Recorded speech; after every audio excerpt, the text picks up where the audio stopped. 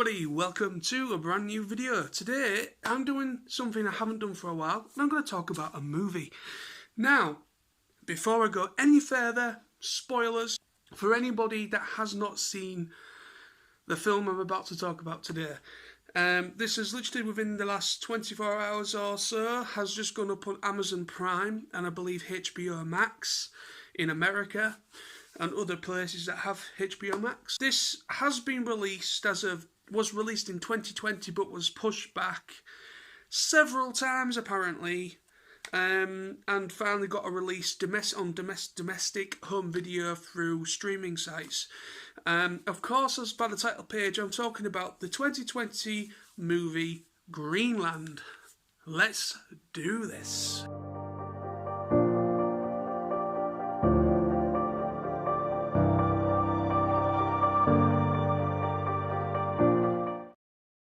Greenland is a 2020 disaster movie directed by Rick Roman Waugh. He's also known for directing Angel Has Fallen, and he also directed the 2020 Night Has Fallen. He's also known for directing Snitch and In the Shadows. So, Greenland 2020 follows John Garrity, played by Gerard Butler, and his family, his wife Alison, played by Marina Baccarin, their son Nathan, played by Roger Dale Floyd, and it also stars Scott Glenn as Dale, which is the grandfather to Nathan. And so yeah, it follows John, Alison and Nathan. And what happens is this film is all about kind of the fallout. It follows kind of these three characters in a fallout from the panic and fallout of basically an asteroid that comes into contact with Earth and causes massive destruction. So the plot for this movie is Nathan. I'm going to make this point I'm going to mention this point right at the beginning because it is an interesting point and it does come into play later on in the film when they finally get to the checkpoint. Now, basically, the film starts. John is kind of in an estranged relationship with his wife Alison. They are still living together, but I think you find out he kind of cheated on his wife with another woman, and he kind of obviously is trying to keep it together for their son. They're both trying to keep it together for their son Nathan. And so what happens is Alison, John's wife, asks him to go and pick up some stuff because they were meant to be doing a party of some kind. And when they're at the grocery store, John and his son Nathan, they're both at the grocery store picking up some stuff, and while there, he gets a presidential alert on his phone. And when he listens to it, he finds out they've been his wife, his son, and himself have been pre-selected for shelter. So when he finds this out, he goes back home, and while there, they've got the news on because they're thinking the whole film is centered around one asteroid that is supposed to be coming into contact with Earth that is going to splash down somewhere in the ocean, or whatever it's supposed to be, and it's meant to be no bigger than a football stadium, and majority of it was supposed to be would break off in the Earth's atmosphere. So the worldwide news coverage is happening, and they're watching this specific news article of when it's supposed to splash down. So there's family and friends around at their house, John and Alison's house, and they're watching it together, eating popcorn, having a good time. They were going to have a bit of probably a barbecue of some kind, a party of some kind, at the same time. And so they're waiting for the splashdown. It's supposed to have happened. It's been covered, but then the initial impact doesn't happen. It's like a delayed impact. What's going on? And then all of a sudden, they get a second. John gets a second presidential update on his phone again, and it also comes up on the TV. and it says that they've been pre-selected for shelter again, and also their identity QR code is then sent to John's phone so they can actually get through the checkpoint. I actually neglected to mention, before he gets the second presidential update, he actually goes outside to kind of see where this, because it wasn't meant to be that far away from where they live. They live in Atlanta, Georgia, and it's not that far away. So they're waiting for this impact from this initial one that has been covered on the news, and it doesn't happen. And when John goes outside to check, all of a sudden a massive shockwave knocks him off his feet and causes car alarms to go off. And when he goes back inside, he then notices, I believe it's meant to be Central Florida is gone. Central Florida is gone. Central Florida is practically being wiped out by the shockwave and by the impact of the this apparent asteroid. So what happens there is a second, like I said, the second presidential elect comes into play again. So he finds this out. They quickly get things put together, pack stuff. Their kids, Nathan's insulin, because obviously he's type 1 diabetic. So they have to put everything in a bags real quickly. And then this causes issues with his neighbours. Now, this is where things start to get really quite interesting, quite emotional, because this film really does a good job of kind of saying to the audience of what would happen, what would happen if this situation came to happen, because this could happen, I know this might sound very far-fetched, I know this is just a movie, but this could actually happen. We have predictions that there is asteroids out there the size of a country that one day could splash down on Earth, and it would destroy the planet, and it would probably, it would probably destroy a good amount of the Earth's plant life, animal life, and a good majority of the world's population would be destroyed and wiped out. So this isn't that far-fetched. This could actually happen. But of course, this is a movie, of course, so it's a little bit more acted upon, if you know what I mean. But yeah, so getting back on track, so their neighbours, we're finding this out, that obviously John and his family have been pre-selected for shelter. None of the neighbours have been selected, so this causes panic with his neighbours and family friends. They go in the car, get strapped in. The neighbours are saying, how come you've been pre-selected and we haven't? And they can't say anything. They're not allowed to take anybody else with them.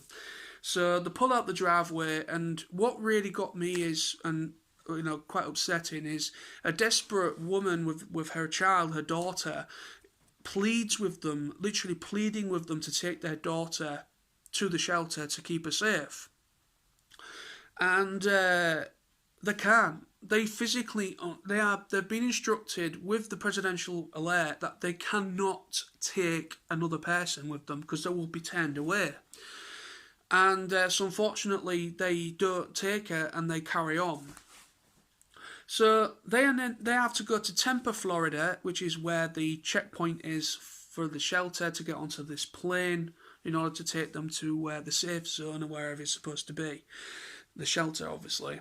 And so they're on the way. They finally get to the checkpoint, and so they try to get the attention of the guard.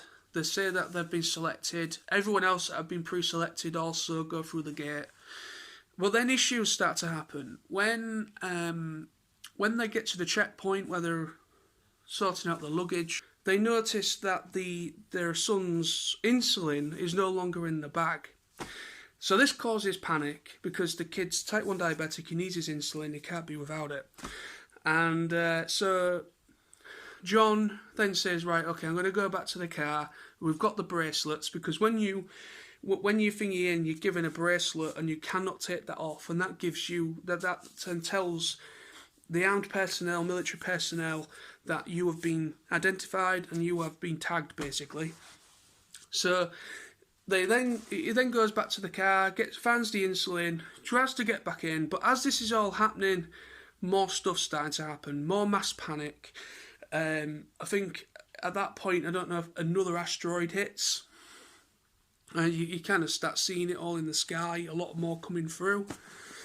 And what happens back at the checkpoint, or the check-in point with the bags, Alison goes to a soldier and says, right, my husband's just going to get my son's insulin. My son's a type 1 diabetic. Are we still able to get onto the plane?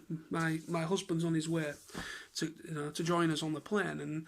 And they're then pulled to one side, taken to a person of some sort, in an individual that is in charge of the military personnel, and their son is turned away because he has a chronic disease, a chronic illness, not disease, a chronic illness. I apologise. He has a chronic problem, and they are then told that anybody with a chronic problem, due to diabetic, probably asthma, anyone that needs medication, they are not permitted and are not selected to go to the shelter. So then, as they are both obviously turned away, they then have to leave. They leave the compound. Then there is a... Obviously, this is without John knowing as well. So John's obviously trying to get the insulin. He goes back to where the plane is, thinking his wife and son are there, and people start to force their way through where the checkpoint is. Normal civilians start pushing their way in desperation to try and get on the plane and trying to get help. And the military personnel start opening fire. A soldier, I think some people are armed, some civilians are also armed, and one soldier, as he's trying to fuel up the aircraft, he is shot and causes a fuel leak. So John notices this, says to loads of people on the plane, right, get off the plane, there's a fuel leak and there's live ammo going around here, it's dangerous. So a few people get off the plane, but then the plane actually blows up. The plane is destroyed, no more plane to the shelter, so then obviously they have to then, those that survived have to kind of go about other means. So this causes John to leave where they are. His wife and son obviously aren't on the aircraft anymore, so they got turned away. So now it's kind of John trying to find his wife and son, and then when his wife and son are on their own, they are picked up by two individuals, a husband and a wife, that are trying to get to the same checkpoint where they've just been. They have not been pre-selected, they don't have wristbands or anything. And so their son mentions about that they have a wristband to get in. This then kind of changes the demographic of these two people that are, you think, are nice Samaritans helping them out. They're not. They're actually take Nathan, their son, away from the mother in desperation of trying to of nicking their armbands, their wristbands, to try and get in. So that then happens. Alison is then separated from their son for a time. And so yeah, I'm not going to go around, skip around the bush of everything, every detail that happens, but that does happen. But they eventually do meet each other in the end. It's kind of like what I like about the film is it doesn't. I wouldn't say it is kind of like obvious that the family will get split up at some point. It's not. You can kind of see something of that nature would happen in order to keep it compelling, keep the audience watching. It's kind of obvious that something of this nature would certainly happen, because the way it works is with most natural disaster movies, something always happens. If it's a family, something happens where maybe either the wife is killed or the husband's killed, and it leaves two people on their own to try and find whatever they need to try and find, or they're together. Then at some point, they're split. So this movie kind of does the whole split thing. So at one point it's the husband leaves, and then next minute the child's taken away from the mother. So obviously, it's a good way to see what would happen, because with these wristbands, people are being notified that they've been pre-selected. People know that people have been pre-selected for shelter. This caused desperation of people assaulting and even murdering people, ransacking pharmacies, smashing up shops, because that's generally why people do that. But people that have medical issues, such as like their son has type 1 diabetes, they need to find insulin. So at some point in the movie, Alison takes his son to a pharmacy because his insulin's going really low and he's starting to feel not very well. And you find when they're there at the pharmacy, they find what they needed to find, and then armed men then start to people that are armed start firing guns in the air because they're going to start getting all the drugs and everything for themselves. So yeah, it shows the desperation of people ransacking pharmacies, assaulting people taking cars from people then finding out they've been pre-selected, and then probably, I don't know, doing what God knows what to those people and taking the wristbands, thinking that they can get through the gate. What I do like about this film is how the son Nathan is being portrayed. He's not like your overly typical disaster movie child, because there's some kids that don't seem to really give the child much I don't know. They kind of seem to make the kids out to be stupid in a way. But Nathan in this movie, he is actually very smart. He's a smart young lad. When obviously, like I mentioned, he gets kidnapped and he ends up being separated from Alison, his mother. He ends up being separated by these two people that takes his wife's wristband, and his mum's wristband, should I say. So when they get to the checkpoint, you know, the guy of the couple, the guy says to the kid, right, I want you to say, we are your parents, okay? We are your parents, and we will get on that plane and we will be fine. And obviously, I was like, please don't be an idiot kid. Please don't be one of these idiot kids in disaster movies. And he wasn't. They get to the point saying, we've been pre-selected, we've got wristbands.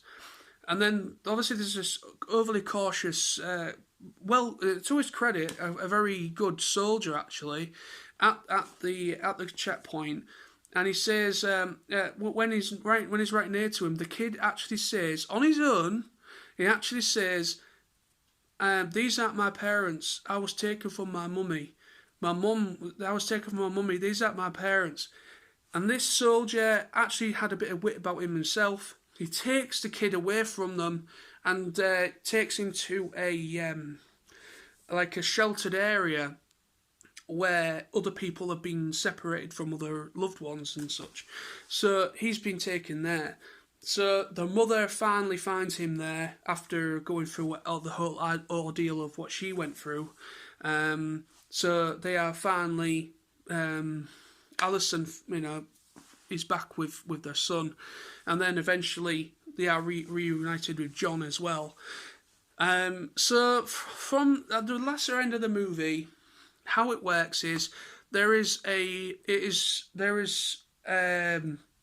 smaller debris, basically like debris that's coming off the main asteroid, starts causing issues. They finally get back on the road after because they actually get helped out by the grandfather, played by Scott Glenn. It was called Dale. So Dale, the grandfather to Nathan, they actually find him at their country home, because that's actually where. That's actually kind of where they were trying to get to in order to get some more supplies for their son. After the whole issue with the pharmacy with the armed guys, they wasn't able to get the supplies they wanted. So the next plan was to go to the grandfather's house where there is more supplies. So yeah, so basically, at the end of the film, they're all back on the road again after being reunited, and all these like smaller debris, little like comet asteroids, whatever you want to call them, are starting to hit down, causing issues, smashing into cars, killing people left, right, and centre. Then it causes them to try, because they're then obviously trying to get to an airport it was mentioned on the radio that there's an airport and people need to try and get to that airport. So they eventually get to the airport, one plane's already taken off, and then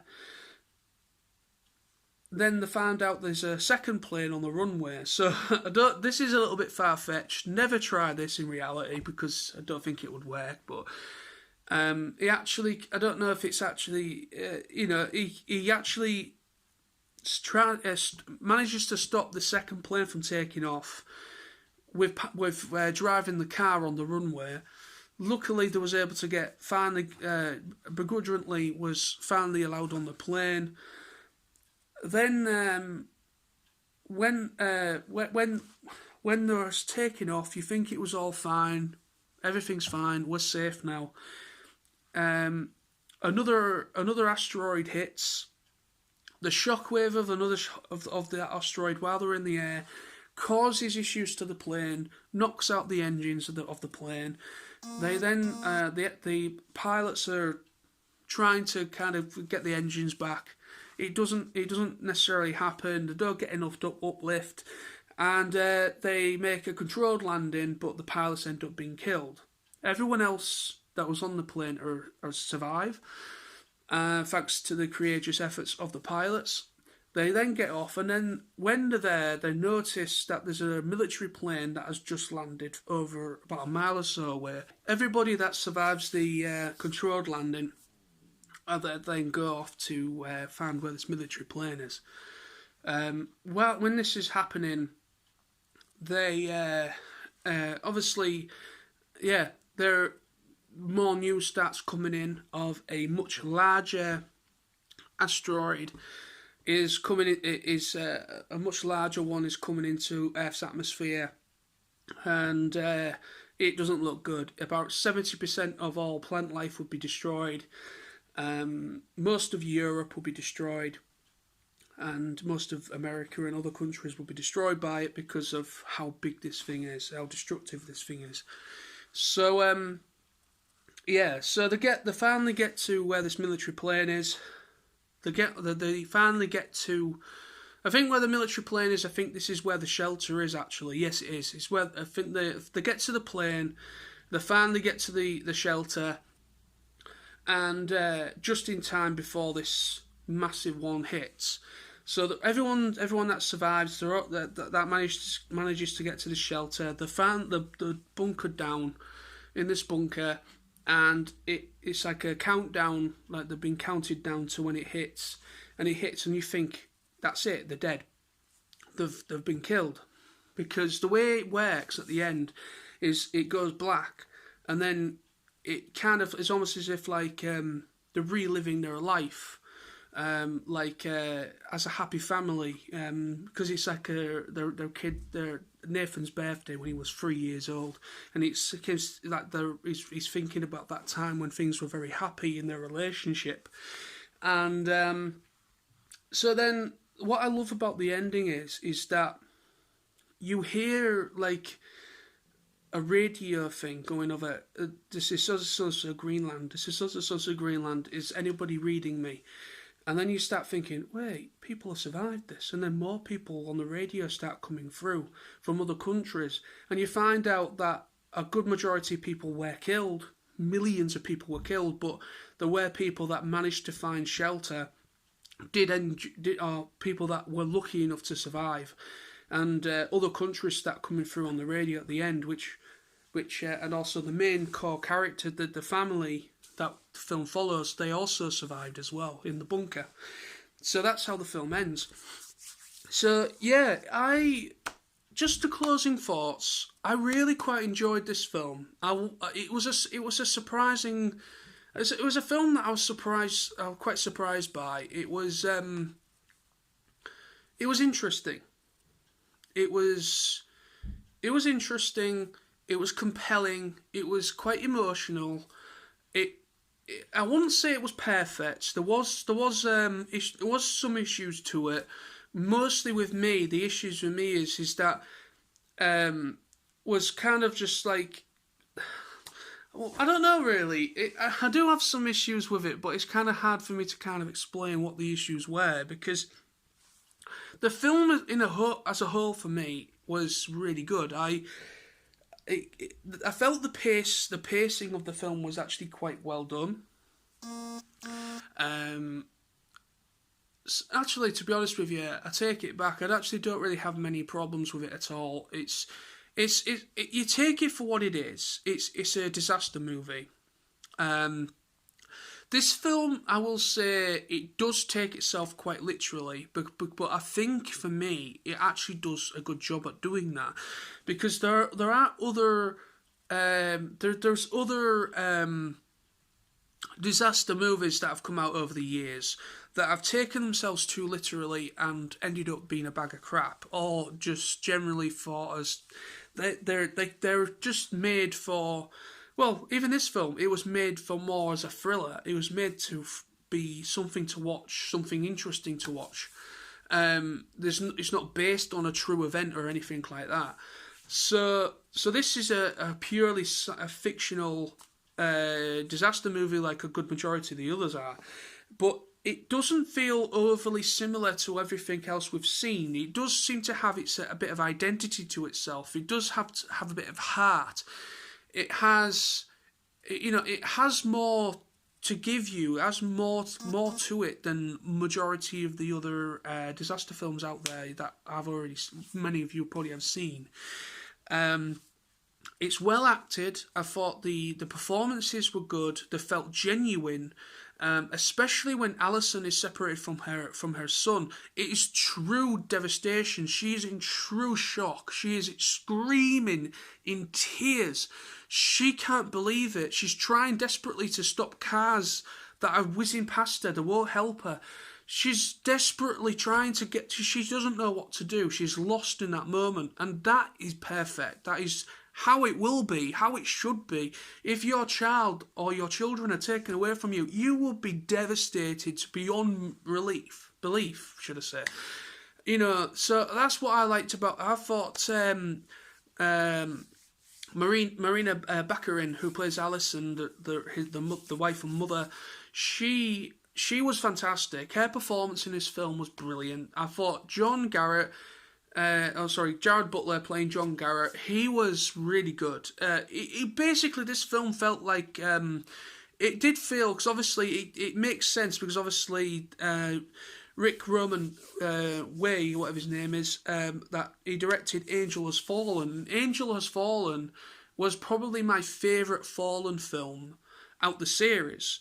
And it did have a kind of a small essence. It did feel a little bit like a Fallen film, but obviously it isn't. He isn't the same character. It is a completely separate film. It's its own thing. But it did have slight elements in there. But he's not. He isn't a military guy. He's just a normal man. His job is he's a structural engineer, which is a little bit interesting of him. He's just an average guy. Well, I won't say he's an average guy, because obviously with him being pre-selected for shelter, he would have been of some significance. He would probably have some wealth to him, you know what I mean? So that's probably why they were selected initially. But it's really good. It's a good film. I enjoyed it. It was a surprise hit for me. I wasn't expecting it to be anything interesting, because when I saw the trailer for it, the trailer for me It didn't fill me with much hope. I thought, okay. It's a film that's been it was pushed back 7 times. This movie was pushed back 7 times due to the whole situation going on at the moment, and it did get a small release in other countries. I think it was released in Belgium last year, but then it got picked up for home like online service kind of streaming services and such. So it's going up. It went up on HBO Max, and it's also on Amazon Prime as well. So it got put up on those services because a lot of the theatres in the world are closed except for certain places. But no, I also have to say I thought Roger Dale Floyd, who plays Nathan the son, I thought he was really good as well. It was a real proper performance from him because he felt like an actual real child in that situation. He had some intelligence to himself, which is a breath of fresh air in a film of this nature for me. Because I'm not saying all the kids in natural disaster films are stupid. There are some that do have their head screwed on. But this kid, he was quite young. He was probably about 8 or 9 years old, maybe about 10 at the most. And he was put through so much stuff.